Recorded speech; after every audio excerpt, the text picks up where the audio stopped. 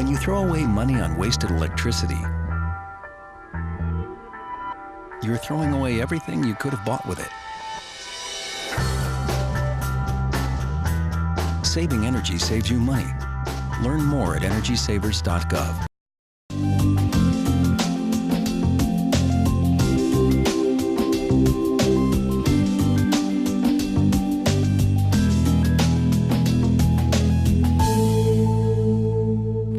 Hello, and welcome to Road to Recovery, the show that attempts to offer hope and help and healing and wholeness to those who are struggling with addiction, or maybe you have a family member or friend or a coworker, a neighbor who is struggling with the addiction process as well. There are people who are ready, waiting, willing, wanting, able, experienced to help in this process. Part of that help comes from the Recovery Center. You can give them a call, 740-687-4500. They would love to talk to you. Or you can stop by their new facilities in downtown Lancaster, 201 South Columbus Street. I'm Steve Rao, and I have the privilege of co-hosting the Road to Recovery show with the Executive Director of the Recovery Center, Tricia Saunders. Welcome back to Road to Recovery, Tricia. Hi, it's good to see you, Steve. I called you Tricia Saunders, and your name is Tricia Farrar, isn't it? It is. Yes, but it was, I'm sorry for that miscalculation. We're just fine. You have worked really hard to connect with our community, and one of those ways is to provide the next step for those who are going through recovery. Talk to us about that. That's right, we are. We are located in downtown Lancaster, which we're very grateful to be, and we're reaching out to people who need help, especially with drug and alcohol addiction, but we're also seeing more gambling addiction and some other addictions that are coming to the forefront. So we want people to come in and get the help they need and get on with their life.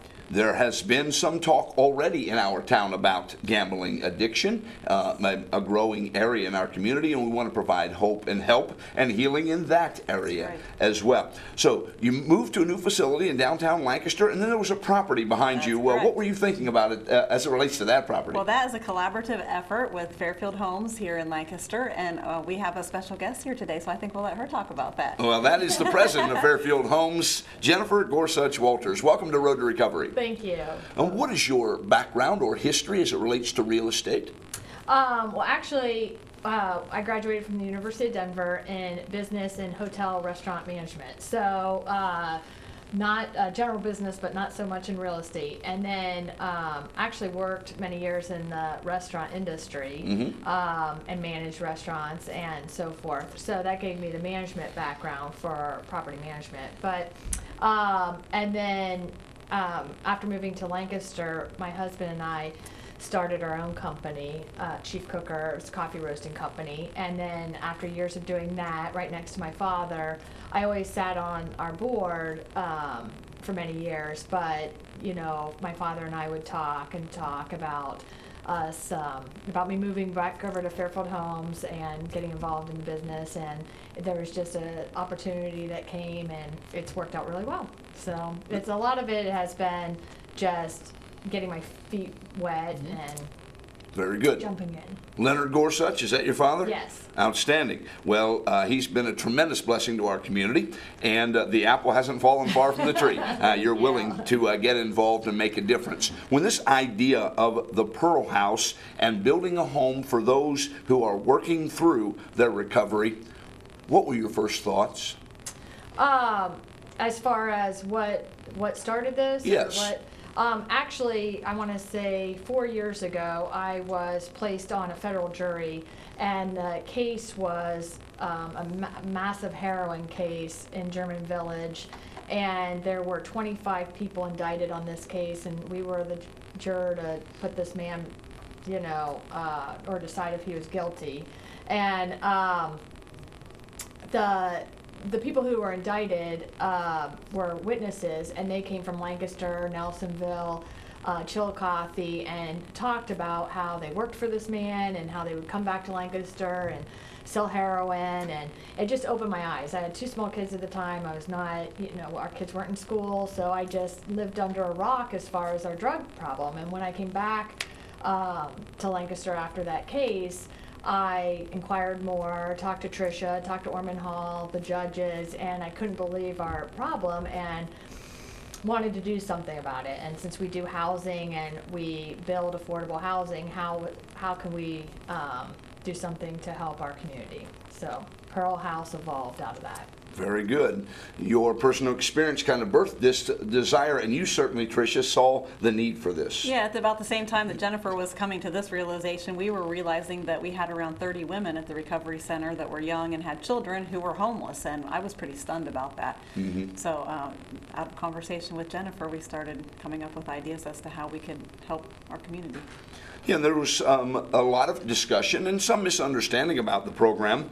This program is not a house for folks in Nelsonville or Hocking County or Franklin County. We're talking about a home for primarily mothers with children who are in recovery and working through the process. Is that correct? That is very much so, and we will have very strict criteria. It will be people who are really working in their recovery and making a lot of progress in their life. So they just need the stability. How can any of us live a happy, healthy life if we don't have a safe place to call home?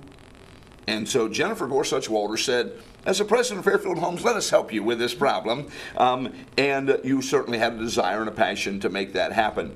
There were, through the process, I believe you're going to build a 36-unit home, is that correct? Correct. It was 36 two-bedroom apartments originally. Very good. And then it was reduced to 21 units, is that correct? Correct. Because of some regulations and those kinds of things. Now, if I'm in the real estate business, I'm thinking, now wait a minute, I just lost 15 units, which will eventually translate into lost revenue for me. Why did you still say yes? Because at the end of the day, it's still the right thing to do for our community. It's needed. We have families who are homeless, who are in recovery, and they can't get the recovery they need without a home. And this type of housing is really new and innovative as far as drug and alcohol is concerned. And so it's extremely needed in our community. So at that point, it wasn't right for us to walk away. And we not only, like you said, we aren't producing as much revenue, and it was at a, to be able to break even to make it function. Right. But we had investors involved and syndicators, and so we had to also plea our argument to other people who invested in Pearl House. So, and Huntington, I will say, stepped up to the plate, and they're our sole investor on Pearl House. They 100% believed in this project and didn't want any other banker to invest in this project. So they stepped up and were a 100% investor. So, which is pretty unique. Very unique, and yet it's part of the fabric of our community. People stepping up. It wasn't just Jennifer Gorsuch Walters saying, I'm going to throw up a 21-unit place here, and everybody, I hope you're okay with it. There were a lot of people who were involved, and you had to get yeses from all of those people, and that's the kind of community we live in. And Jennifer's proposal, I believe, got for the highest rating in the state of the applications that were submitted. So we do. It's very competitive, the type of housing that we build, and through the Ohio Housing Finance Agency. And Pearl House was rated #1 for permanent supportive housing, outranked Columbus and Cincinnati and Cleveland. So it says a lot for our collaboration and the support that we did have for this project. Well, when I say there are plenty of people who want to help, who are standing by, who are educated, who are trained, experienced, all of those things, you are certainly one of those individuals, and you have connected with a lot of other individuals who have that same goal and passion. It's called the Pearl House. Why is that? Well, we were trying to think about a name that really encompassed what was going to happen inside the house, and so basically we just came up with, when we were thinking the women and the children that are coming in and the troubles that they might have, how they possibly might be homeless, and all the hurdles that they have to overcome and barriers that they have to overcome to get on their feet. We related it to a pearl in a clamshell, and then after recovery and getting a house and caring for your children and getting a job and getting back out into the community, it's like a polished pearl that comes out of this clam. So we wanted it to, it's a beautiful thing at the end of the day, so we wanted it to reflect that. No question about that. And there is a lot of friction that happens with an individual or a family who is walking down the road to recovery. And I understand that's the way the pearl was created, with that sand inside the shell and all of that friction that's happening. And yet there is something beautiful that can happen on the back end. Right. So can you tell us a little bit about what's going to happen at the Pearl House? What is it going to look like, and what are the people going to do when they live there? Well, anyone can drive by. Right now we are in the framing stage, so it's pretty amazing to see. It will look. It'll have 21 all two-bedroom apartments, fully furnished. We'll have a kids' play area. We'll have a community room to where people can have birthday parties, families can be reunited in the community room, or family reunions, things like that, with a kitchen. We'll also have an exercise room. It's very important in recovery, as Tricia will probably say, as far as exercise in-house. We'll have an exercise room, and we'll also have some other offices for people to meet with their counselor or employment coaches and things like that. So, what about the outside of the building? We've had some challenges. Have a lot of parking. A lot of parking. Well, and in the downtown area, there has been much discussed some challenges, not in Lancaster's downtown area exclusively, a lot of downtown areas. This is really going to beautify the downtown area. Oh, definitely. It's a $5 million investment into our downtown, and it is, I think at the end of the day, it will be beautiful. It's brick, it's EFS, it's, it's $5 million invested into our downtown. Beautiful thing. And the location right behind the recovery center. That was done on purpose, wasn't it? I think so.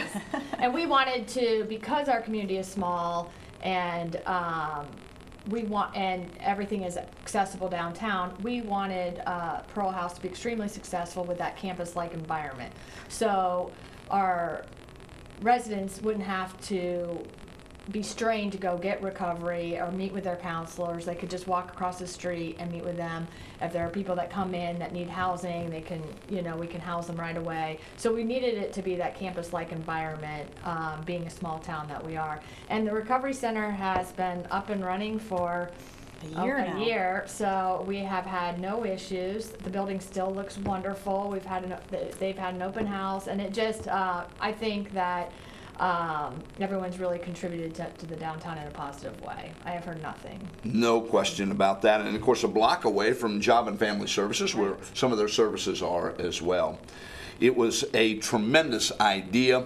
That idea planted in your heart by being on the federal grand jury there, and then you allowed that to germinate to the point that you brought that back to your home, your community, where you work, where your family lives, and you have chosen to make a difference in our community. We applaud you.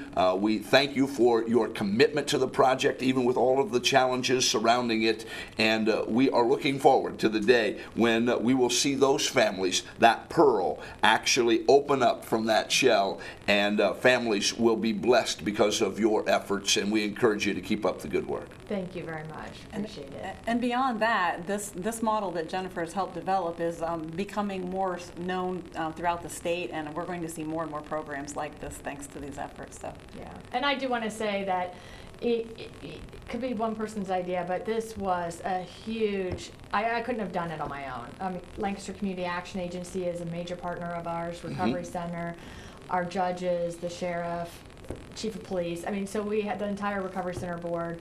Like I said, if it was just my project, we don't know where we'd be, but everyone really supported this project, and it was a huge collaborative group effort. So I thank everyone. We appreciate your leadership and your passion, because obviously you have a very caring soul and you want to help people, and it's going to make a difference beyond what you'll ever know. So thank you for all you do. President of Fairfield Homes, Jennifer Gorsuch Walters, thanks for joining us. Thank you.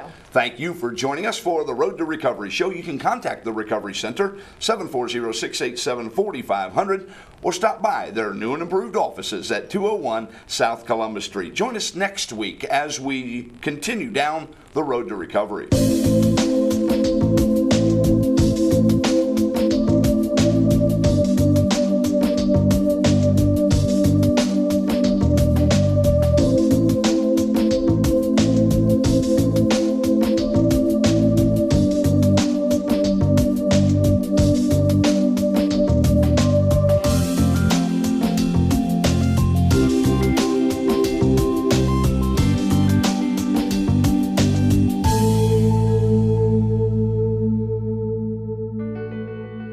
life is full of statistics. Thing is, I could have dropped out of school and become one myself, but I didn't because I had people that believed in me. Here's another statistic. 7,000 students drop out every school day. That's one every 26 seconds.